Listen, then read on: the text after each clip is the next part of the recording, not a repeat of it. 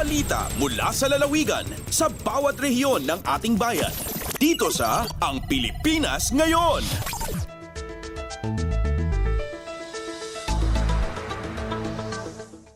Narito na ang bugso ng ating mga regional news. Dumako muna tayo sa rehiyon ng Luzon. Pagpayag ni Mayor Michael Kion na gawing venue ng 2024 Balikatan Exercises ang Lawag Sand Dunes, isang mensahe sa bansang China. Ang kabuang ulat ihahatid sa atin ni Jude Pitpitan mula sa Lawag. Mamati ni Mayor Michael Marcos Kion anasken a respetaran ti gobyerno iti China ti integridad da pang teritoryo ti Pilipinas rason a pinalubusan na ti Balikatan Exercises dito syudad ti Lawag. No pay kasta inlawag na asaan ang mismo at ti pagilyan ti ina kondenaran no diket dagiti addangar aramidan ti rasaong nga pagilyan kas iti panangharas na kadagiti mangalap a mapanmangged iti mismo teritoryo ken dagiti kameng ti Coast Guard a mapanlaeng mat-annungan dagiti responsibilidad da iti teritoryo ti Pilipinas. Kinuna ni Kion nga iti gobernador ni President Ferdinand R. Marcos Jr. napnapan isuna ijay Shandong Province, Republic of China tapno mapagsaritaan iti sisterhood relationship iti probinsya ken iti Shandong. Kastapay iti isuna ti mangidaulo ti national team ti Pagilian ket napan ng training kadagiti atleta da iti nasao nga Pagilian. In paganatgad na nga idi pay napanatawan ket nagpinirma ti sisterhood agreement iti Lawag City ken Huangshan City iti nasao Pagilian. May palagip ati syudad ti Lawag, partikular iti Lawag San Jones ket may isa kadagiti napili a lugar apa kayuswatan iti Balikatan Exercises into no Mayo 10 aging gana 13 ano sa dino manamnama arinibo akamang ti armada ti Pagilian ken iti Amerika ti dumaray in paganatgat ti opisyal ti kinatalgad ti nasawang aktibidad gapot iti naigat nga koordinasyon dagiti nagdudumang nga ahensya nga isutin ng organisar iti nasao nga pasken. Manipod diti syudad ti Lawag, Jude Pitpitan para iti Radyo Pilipinas World Service. Balita mula sa lalawigan sa bawat rehiyon ng ating bayan. Dito sa Ang Pilipinas Ngayon.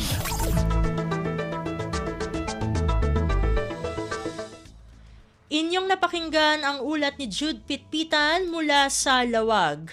Dumako naman tayo sa Agoo, farm inputs na nagkakahalagang 1.7 million pesos ipinamahagi sa mga magsasaka sa lalawigan ng La Union. Ang detalye ng balita ihahatid naman sa atin ni Glenda Sarak. Nangiwaras ti Provincial Government of La Union yung PGLU iti agricultural inputs nga agbalor iti 1.7 million pesos para ito patapulo a farmer cooperators manipod iti 8 nga ili ti La Union. Indaulwan ni Governor Rafi Ortega Dabiti distribusyon ana nga iti La Union Honeybee Center Bacnotan La Union. Sigon iti Provincial Government ti panakaipaay dagiti nasaw nga agricultural inputs kat napatag nga addang para iti panagduras ti produksyon iti agrikultura kantap no magunod ti umdas a supply ti taraon iti probinsya kas maitunos iti panagdarigagay nga agbalin ti La Union kas Heart of Agritourism iti Northern Luzon inton 2025. Nagtaod dagiti benepisyaryo kari iti ili ti Bacnotan, Bangar, Luna, San Juan, Agoo, Bawang, Rosario ken Nagilian. Malaksid kari iti input distribution na isayang katpay ti La Union Clustered Hybrid Advocacy Mentoring Partnership Technology Demonstration para iti panakapapigsa dagiti mannalon iti probinsya saknan iti panagaramat karigiti innovations. Manipod Agoo La Union, Glenda Bakungan Sarak para iti Radyo Pilipinas World Service. Balita mula sa lalawigan sa bawat rehiyon ng ating bayan. Dito sa Ang Pilipinas Ngayon.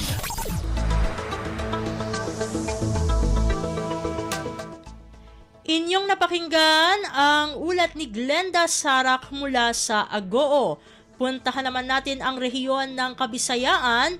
Borongan City all set na para sa Miss Earth Philippines 2024 Beachwear Competition. Ang detalye ng balita ihahatid sa atin ni Daisy Belizar mula sa Borongan. Andamnan City Government han Borongan, Didia Eastern Samar, hapag panagbalay beachwear competition han Miss Philippines Earth 2024. Ini ang pagdudumara na Baybay Boulevard o niniton pasado alas 3 sa kalop. Ang 29 nga kandidata han reigning queens han Miss Philippines Earth in temprano nga nagkaabot sa syudad didan Lunes nga adlaw ngan hirain mapaso nga ginkarawat han mga Boronganon. Panuyo hini nga matagan hinhigayon ang mga kandidata nga maka-eksperyensya han kaanyag han syudad.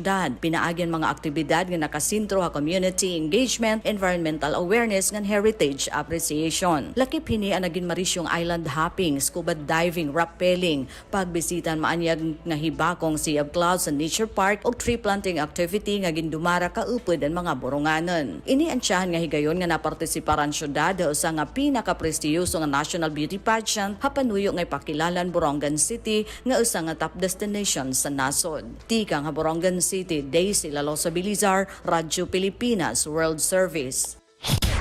Balita mula sa lalawigan sa bawat rehiyon ng ating bayan. Dito sa Ang Pilipinas Ngayon.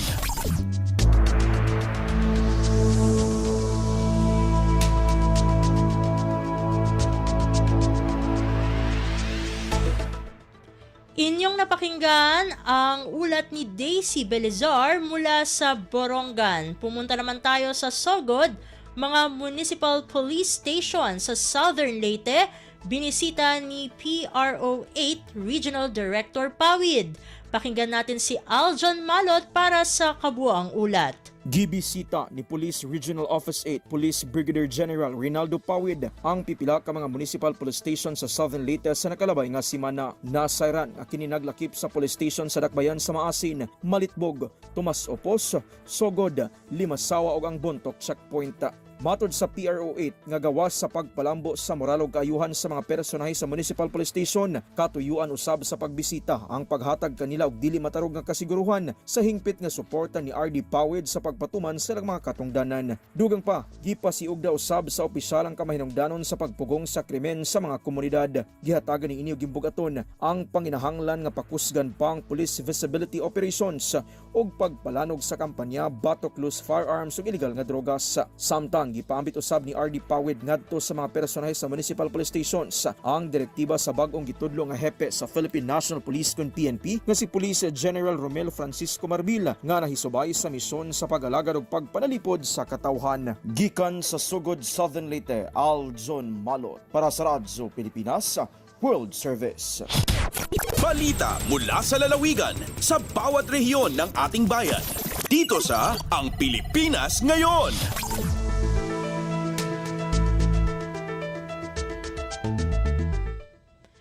Inyong napakinggan ang ulat ni Aljon Malot mula sa Sogod. Dakuin naman natin ang rehiyon ng Mindanao. National government handang maglaan ng 25 million pesos para sa CDO Waste to Energy Plant. Ang detalye ng balita, ihahatid naman sa atin ni Ryan Carbon mula sa Cagayan de Oro. Andam na ang nasudnong kagamhanan nga mugahin og 25 milyones ka pesos alang sa waste to energy conversion nga planta nga ilang giplanuhan nga ibutang sa landfill site sa Cagayan de Oro City. Matod sa duha ka konsehal ni atong Lunes.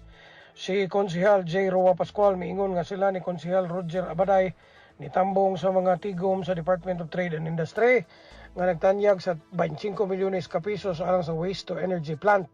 Matod pa sa DTI, ang waste to energy plant susama sa gigamit sa Singapore diin ilang gisunog ang basura para sa enerhiya. Ang problema kaniadto kay ang aso nga na-produce apan karon molusot na kini sa tubig o ma-convert sa enerhiya. Nangayo ang DTI sa suporta sa syudad, sanglit ang ubang mga syudad mao naman ang gabuhaton matud pa ni Pascual. Si Abaday kinsa mao chairman sa Environment Committee sa Konseho ni kumpirmar sa pagbutyag ni Pascual nga nagkanayon nga ang DOST ang muhatag sa pondo para niini. Gikonsiderar sab sa DTI ang pagbutang sa waste to energy conversion plant sa Pagalungan landfill site matud pa ni Abaday. Ang ilang pagbutyag mao'y tubag sa espesyal nga taho ni Konsehal Esparcia kinsa nangutana kung aduna bay waste to energy conversion facility ang Dakbayan o recycling plant nga maka-accommodate sa mga ma-recycle nga basura sa panimalay. ubos sa polisiya sa no segregation, no collection sa City Hall ang mga ma-recycle nga basura sa Panimalay ilabay sa Material Recovery Facility sa usa ka barangay. Gikan sa Cagayan de Oro City, Ryan Carbon para sa Radyo Pilipinas World Service. Balita mula sa lalawigan sa bawat rehiyon ng ating bayan. Dito sa Ang Pilipinas Ngayon.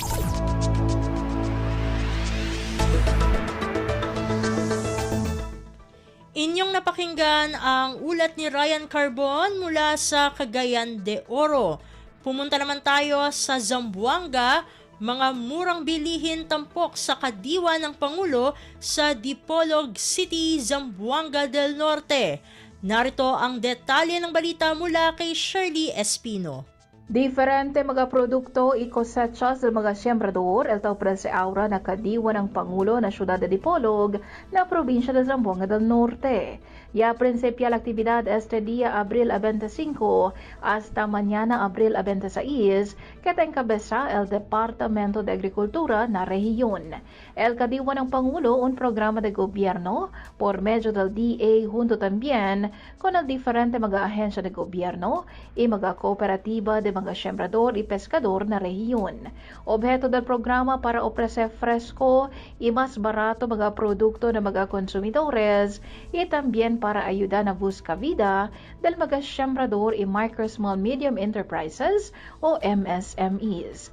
Desde aquí na Ciudad de Zamboanga, este si Shirley Espino para na Radyo Pilipinas World Service. Balita mula sa lalawigan sa bawat rehiyon ng ating bayan. Dito sa Ang Pilipinas Ngayon.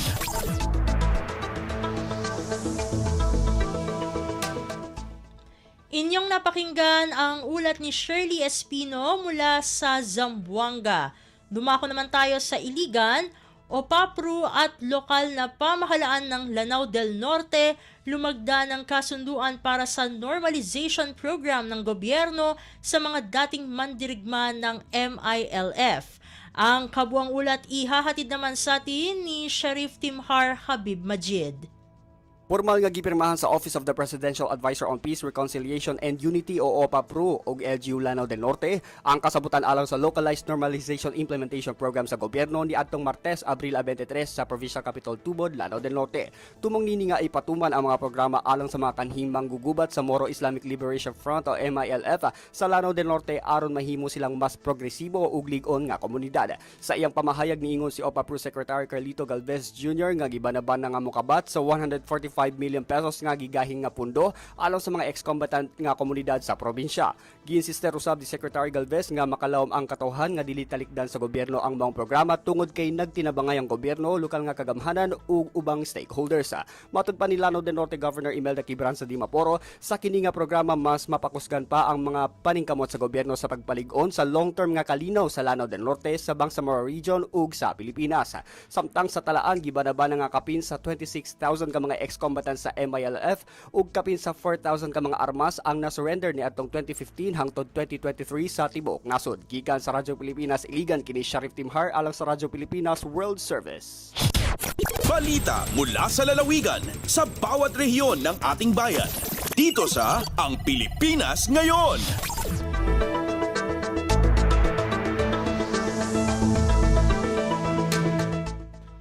Inyong napakinggan ang ulat ni Sheriff Timhar Habib Majid mula sa Iligan. Dito na nagtatapos ang ating regional news.